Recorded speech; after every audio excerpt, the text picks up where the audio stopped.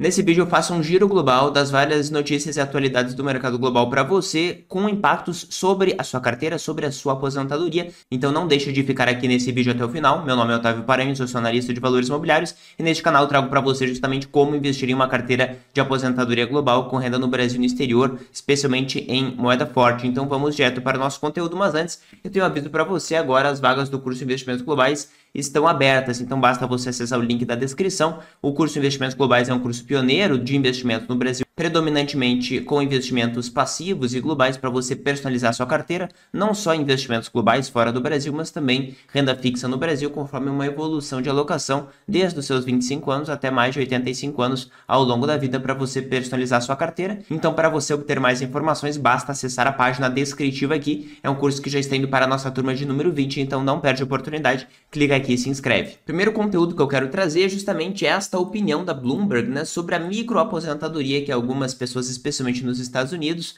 estão tendo como um benefício das empresas, além, por exemplo, do seguro de saúde, além de planos de aposentadoria com paridade, a famosa microaposentadoria. Algumas pessoas não sabem exatamente o que é, é como se fosse um ano sabático, em que obviamente a pessoa pode receber remuneração ou não, geralmente ela não recebe, mas ela ficaria com uma estabilidade de poder retornar para o trabalho, tá? E por que isso aqui é novidade? Porque naturalmente isso não existia no passado. A crítica que é feita em grande medida é esta geração Z, que é uma geração mais moderna, que está fazendo demandas demais, exigências demais em relação à qualidade de vida que outras gerações não tiveram.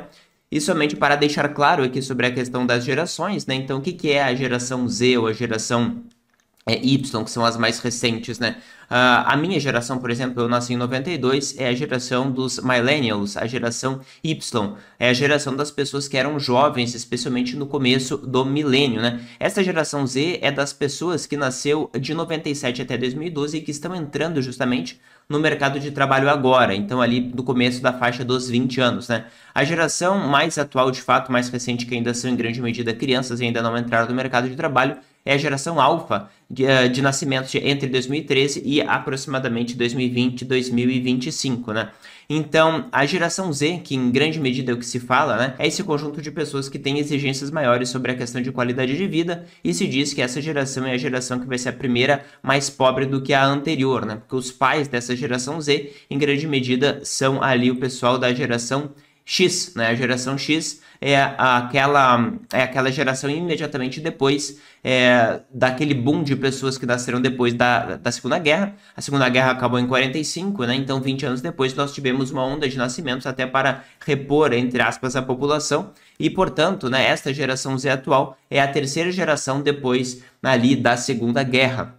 E por que eu achei esse conteúdo aqui interessante para trazer para vocês? Porque, na realidade, embora isso esteja ficando mais famoso, especialmente nos Estados Unidos, eu já vi pessoas comentando no Brasil que poderiam fazer esta microaposentadoria de maneira autônoma, ou seja, não tendo a segurança da estabilidade de um trabalho no Brasil, né? Mas fazendo, no caso, não uma demissão ou um desligamento, porque normalmente as pessoas agora, ultimamente, estão tendo várias profissões ou vários trabalhos ao longo da vida. No passado, nos anos 70, nos anos 80, era muito mais comum que a pessoa ficasse a vida inteira na mesma empresa, principalmente. Agora as pessoas estão mudando com mais frequência e entre uma e outra tendem a ter um período maior, né? Um período de microaposentadoria. E até eu trago aqui o racional de pessoas que não necessariamente poupam a vida inteira para poder se aposentar somente ao final, mas querem fazer estas aposentadorias ao longo do tempo. E eu também gostaria de trazer uma simulação para você mostrando o quê? Que uma aposentadoria ela não precisa ser feita necessariamente por poupança a vida toda. Afinal, uma pessoa que tem uma microaposentadoria, que tem um período sabático no meio da sua carreira profissional,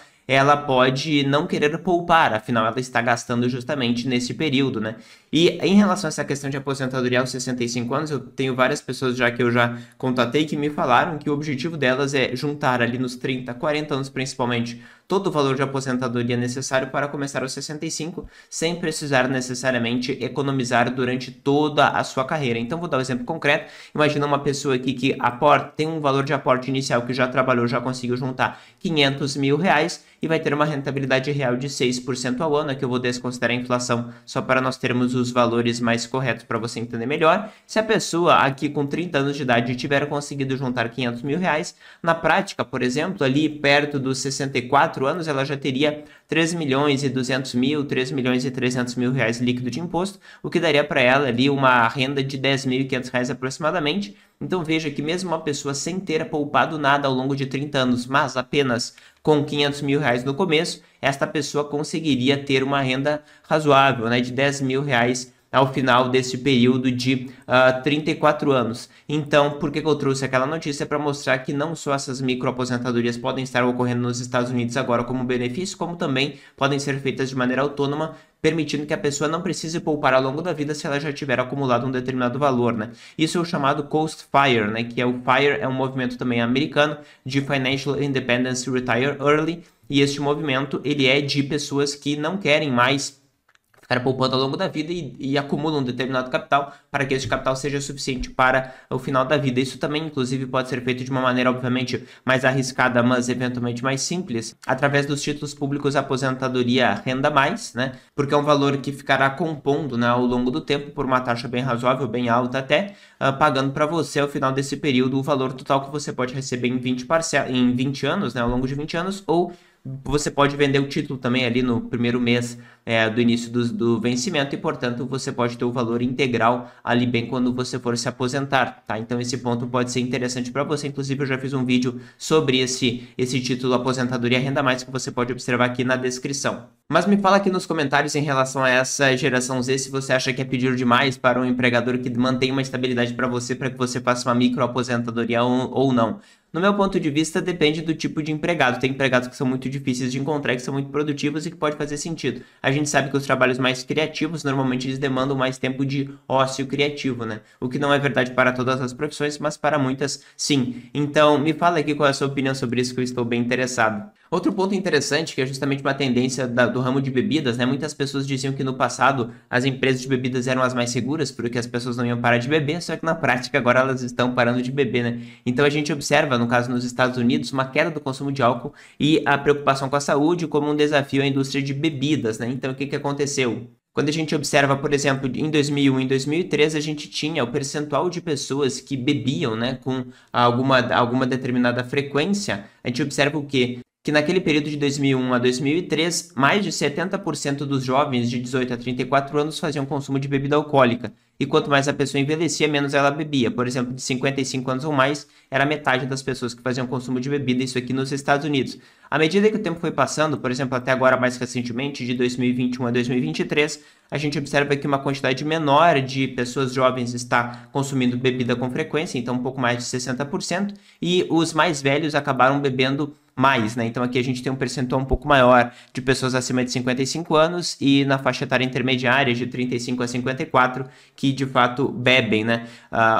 Obviamente a gente pode pressupor que pelo fato de os jovens não beberem hoje, eles tendem também a não beber no futuro em alguma medida, né? Então esse ponto aqui ele é importante, lembrando que essas pessoas aqui de 2001 a 2003 que bebiam mais são as mais velhas hoje, naturalmente, né? Então elas acabaram mantendo ali o perfil de consumo de bebida, né? Mas a gente observa que está tendo uma inversão aqui, de maneira que talvez, né, o consumo de bebidas alcoólicas, de fato, ele reduza nas sociedades, pelo menos ocidentais, ao longo do tempo. Só que isso pode gerar uma oportunidade no que se refere às empresas de bebidas para bebidas que não são alcoólicas, que são bebidas que você também pode beber socialmente, só que não são alcoólicas. Então, por exemplo, aqui tem uma estatística que mostra que de novembro de 24, 21 mil pessoas responderam em que se perguntou se elas tinham um consumo de bebidas que eram com baixo ou não álcool, ou não alcoólicas nesse caso. Quanto mais jovem eram as pessoas na média, mais elas tinham, né, essa experiência de beber bebidas não alcoólicas. Então aqui, entre 16 e 24 anos era de 20%, 23% e 21%, o pessoal até 44%. À medida que vão ficando mais velhos, eles não têm tanto o hábito, né, de beber bebidas não alcoólicas, até como a cerveja sem álcool. Até falando para você, eu particularmente gosto muito de beber cerveja sem álcool, né? Enfim, agora quando elas apareceram nos últimos 4, 5 anos eu comecei a comprar bem mais, quase não compro mais álcool. Então, me diga aqui nos comentários para eu saber se você gosta ou não, mas é uma tendência que até as indústrias de bebidas alcoólicas estão buscando, né, substituir para não ter uma queda de receita tão grande. E em relação às pessoas que nunca beberam estas bebidas não alcoólicas, a gente observa que as pessoas mais velhas geralmente não têm muita experiência com esse tipo de bebida. Os mais jovens naturalmente poderão ter no futuro. E por que que eu peguei essa notícia que eu achei interessante? Porque a primeira ação que eu comprei em 2012, embora hoje eu não faça mais stock picking, para mostrar para vocês como é complicado, né?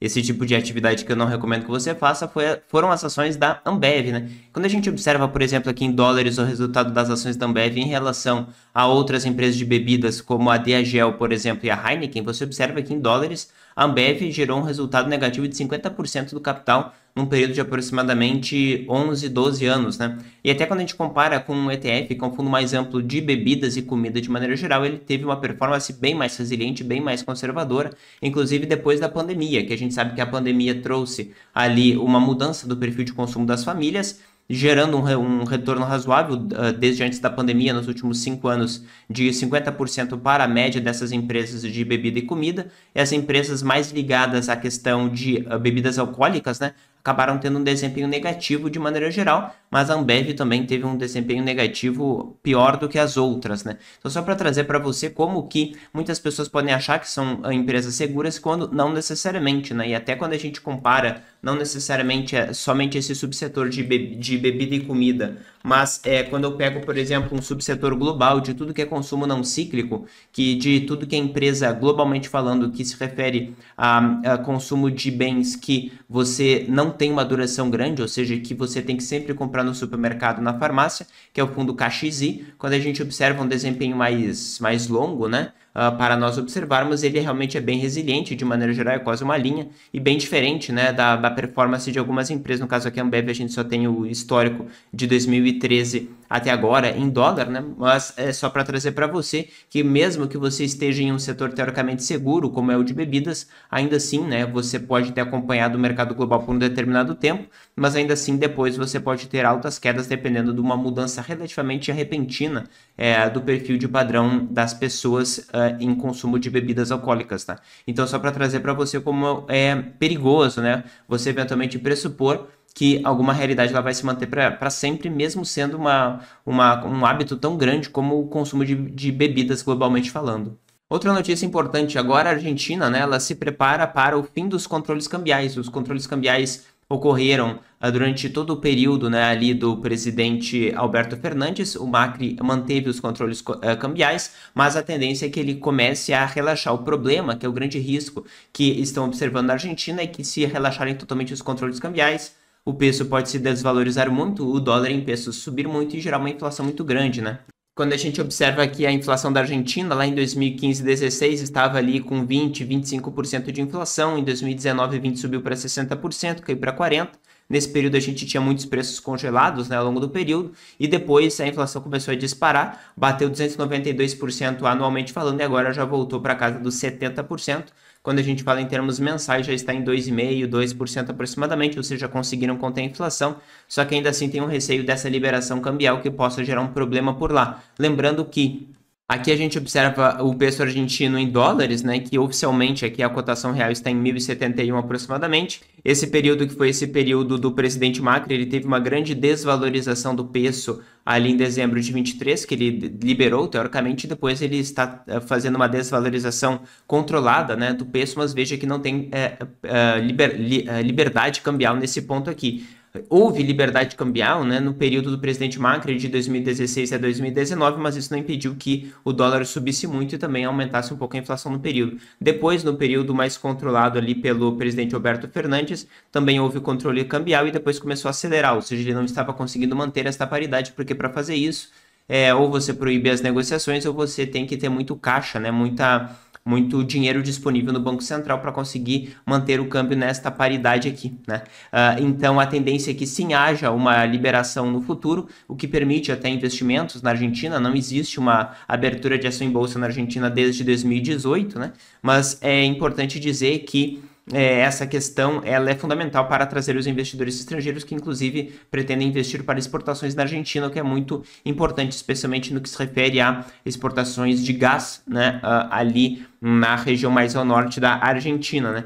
Então, é bem possível que a Argentina volte a ter liberdade cambial, assim como já aconteceu no período do presidente Macri, ali em 2016, 2019, 2020 aproximadamente. E até para trazer um dado interessante para vocês, né, nos últimos 10 anos, as ações da Argentina, embora grande parte delas sejam do resultado da empresa do Mercado Livre, tiveram um desempenho superior ao próprio S&P 500, né, que muitas pessoas dizem que é o melhor investimento que tem. De fato, ele é muito bom, tem um risco bem controlado, mas ainda assim, ações argentinas performaram melhor, né, e as pessoas vivem querendo ir atrás daquilo que performa melhor. No longo prazo, isso daí não aconteceu de maneira geral, né, só para trazer para você, pelo menos no período que nós temos esse fundo, que começou em 2011, mas ainda assim, nos últimos 10 anos, as ações argentinas foram uma das melhores que nós tivemos, basicamente disponíveis em termos de ETFs de países. Outro ponto interessante foi ali a manifestação do Mario Draghi, que é um ex-primeiro-ministro da Itália, né? Quando ele fez vários relatórios em relação à produtividade da Europa, ele mencionou o quê? Que a mudança da Alemanha, qual foi a mudança da Alemanha? A Alemanha passará a ter ali um investimento bem maior na infraestrutura, eles liberaram 500 bilhões de euros para isso, e também mencionaram, no caso eles liberaram no parlamento alemão, que os gastos militares iam poder ultrapassar o limite do teto de dívida, né? Que eles têm um limite do teto de dívida constitucionalmente falando, pretendem modificar isso daí, e esses maiores gastos com defesa seriam um divisor de águas. A Alemanha é um dos poucos países na Europa que tem um controle mais rígido em termos fiscais. A gente observa, por exemplo, né, que o endividamento da Alemanha em relação ao seu próprio PIB é de 64%, bem abaixo dos demais países desenvolvidos, como Itália com 137%, França com 111%, Espanha com 108% e Reino Unido com 101% de dívida em relação ao PIB. Então a Alemanha tem aí pelo menos 40 pontos do PIB para investir antes de ter algum problema maior, né? Outros países que são mais subdesenvolvidos têm um endividamento bem menor. A Polônia, por exemplo, com 51%, a Turquia com 29% e a Rússia com 20%, né? Lembrando que o Brasil, para vocês terem uma ideia, está na casa dos 70%, 80%, mas, ou seja, além, né, do que os outros países emergentes demonstram, mas também observamos que a Turquia, embora tenha um endividamento menor de 29%, isso decorreu principalmente da inflação, que eles aumentaram bastante para mais de 80%, corroendo a dívida, né? E a Rússia também, por ser um país que tem ali um investimento público muito baixo, é uma economia de guerra praticamente, né? E tem exportações muito grandes e consegue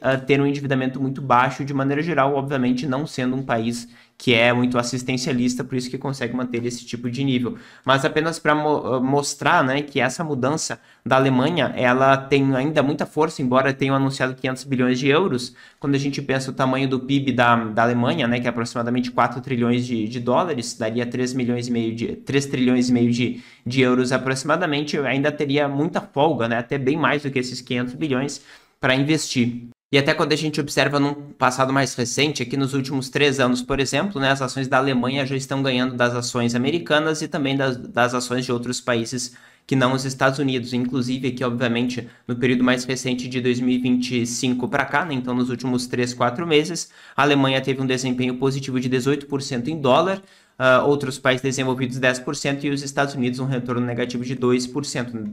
Dá para ver claramente essa diferença de performance aqui decorrente dessa expectativa maior de gasto de crescimento na Alemanha, tá? Naturalmente, quando a gente pega um período mais longo, só para trazer para vocês aqui, isso daí não é verdade, os Estados Unidos ainda estão, né, com uma performance bem longa, né, bem grande, muito superior à Europa de maneira geral, mas há indícios de uma reversão, né, dessa média aí de maneira geral para trazer para vocês. Outro ponto interessante no exterior é o que está acontecendo na Turquia, né? Para quem não conhece, o principal oponente do presidente Erdogan na Turquia, ele foi preso por acusações de corrupção. E por que isso aqui é importante? Porque a Turquia está sendo cada vez mais acusada de não ser uma democracia real, de ser uma democracia fajuta. A gente já sabia disso, que o presidente havia sempre, né, não prendido oponentes. Agora é a primeira vez que ele faz isso com uma ênfase maior. No caso, ele não, né, o judiciário, mas a gente sabe que é aparelhado. Ele também prendia muitos jornalistas, né? E qual é a grande diferença agora? É que este senhor aqui, né, o nome dele é Ekrem İmamoğlu e ele é prefeito de Istambul, no caso era prefeito de Istambul, né? Portanto,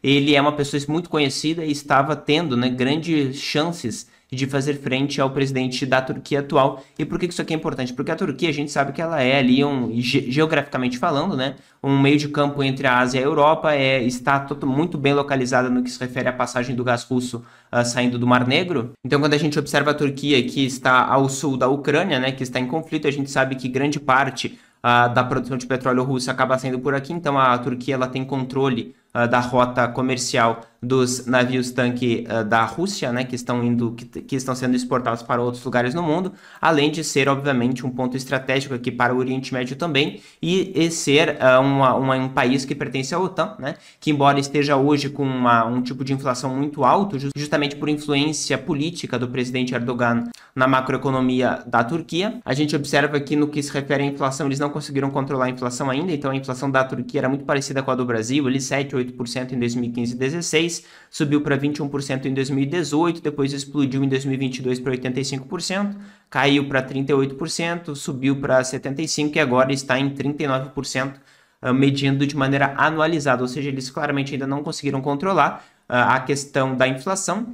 Para aquelas pessoas que também falam, né, que teoricamente o Brasil não poderia acontecer a mesma coisa, poderia, afinal eles estavam muito parecidos com o Brasil em termos macroeconômicos, né, no passado, e agora claramente perderam o controle da inflação. Lembrando que eles são um país que são muito menos endividados do que o Brasil. Eles têm uma dívida de apenas 29% do PIB e o Brasil já passa de 70%. E quando a gente observa o desempenho da moeda turca, era até parecido com o real, né? Então, para cada dólar ali valia 3, 4 liras turcas em 2018, muito parecido com o Brasil. E aí, depois, com a perda de controle inflacionário deles, hoje já está em praticamente 37 liras turcas para cada dólar, né? Então, claramente, eles perderam totalmente a mão na inflação aqui.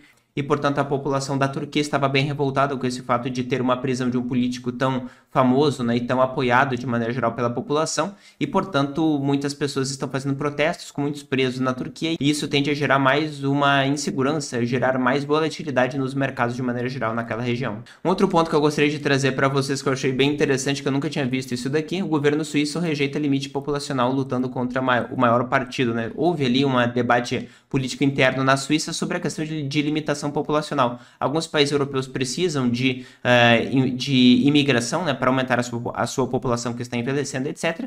Mas é uma questão que a Suíça se coloca porque quando a gente observa a questão da evolução do tamanho da população da Suíça, nos anos 50 tinha menos de 5 milhões de pessoas e agora já está em 8, 9 milhões de pessoas aproximadamente, só subindo. A Suíça tem sido um país mais resiliente em termos econômicos, com uma moeda mais forte do que o restante da Europa e tem trazido mais pessoas, né? Essa dinâmica de dobrar a população num período de 50 a 70 anos, isso não aconteceu em praticamente nenhum outro país da Europa. Pelo contrário, a maior parte deles teve uma estagnação ou leve redução na sua população, né? Então a Suíça tem atraído muitas pessoas, mas ainda assim é um país pequeno em população, né? Ali com 8,5 milhões de pessoas.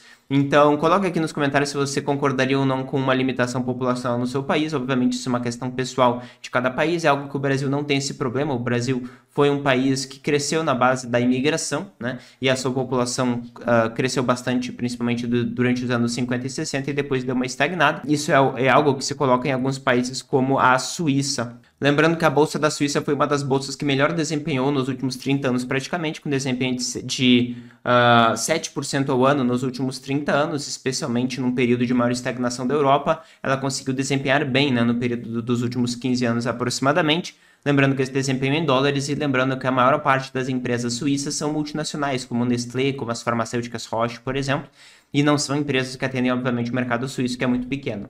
E um dos últimos pontos que eu gostaria de trazer para você é a questão da venda da Tesla, né? Que teve quedas de 50% dos carros elétricos vendidos na Europa, apesar de a Europa ter aumentado as vendas, né, de veículos elétricos, né? Para quem não sabe, aliás, o pessoal sabe, mas só para garantir, em 2021 todo mundo falava que a Tesla ia ser, enfim, a empresa mais valiosa do mundo, etc, etc, que crescia muito, o PL estava em 50 vezes praticamente, as pessoas aceitavam pagar muito pelo desempenho das ações da Tesla, e a gente sabe, né, pessoal, que todas as empresas são como seres vivos, elas nascem, crescem e morrem. Aqui ela não está morrendo, né, mas claramente ela está virando uma empresa adulta. Quando a gente observa, por exemplo, a questão do market share da Tesla, de fato aumentou muito de 2019 até mais ou menos ali 2022, o market share, ou seja, a participação de mercado dos carros da Tesla no mercado de automóveis dessas regiões. Nos Estados Unidos chegou em 4%, na Europa chegou ali em 2,5%, na China bateu 2% e já está estagnado praticamente de 2022 até agora.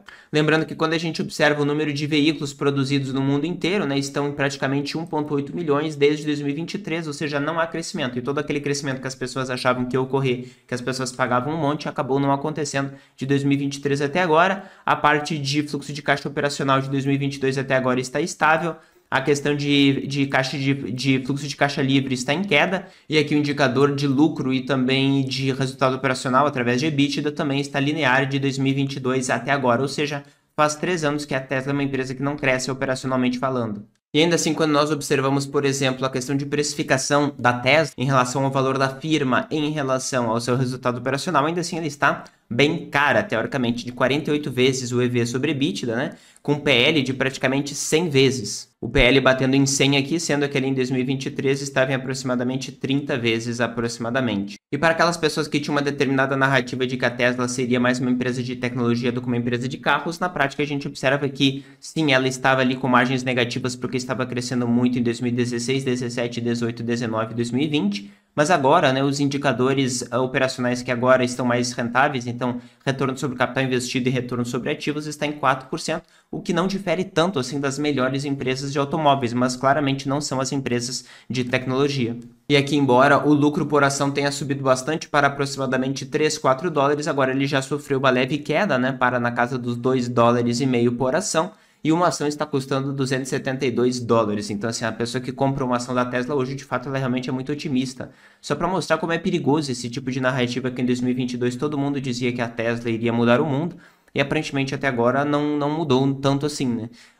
Então, é muito importante para trazer esse racional para vocês de que as empresas são seres vivos que podem passar a desempenhar de maneira mediana ou ruim ao longo do tempo, e você tem que garantir justamente que você tenha as melhores empresas na carteira. Eu não estou defendendo que você não tenha Tesla, mas que você invista da maneira mais inteligente possível. Por isso que as vagas do curso Investimentos Globais estão abertas agora, que é o meu curso pioneiro sobre investimentos passivos e globais. Então, se você se interessa, basta acessar o link da descrição. Se você gostou desse conteúdo, não deixe de colocar nos comentários o que você achou sobre as várias notícias, os vários conteúdos que eu trouxe aqui. E também se inscreve no canal e ativa as notificações para você não